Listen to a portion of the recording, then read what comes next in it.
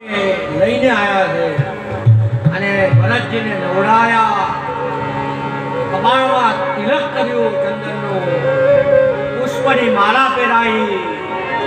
અને સરદારે પથ્થરની ચટ્ટાન ઉપર ભરતજીનું મસ્તક રાખ્યું અને એ મસ્તક રાખી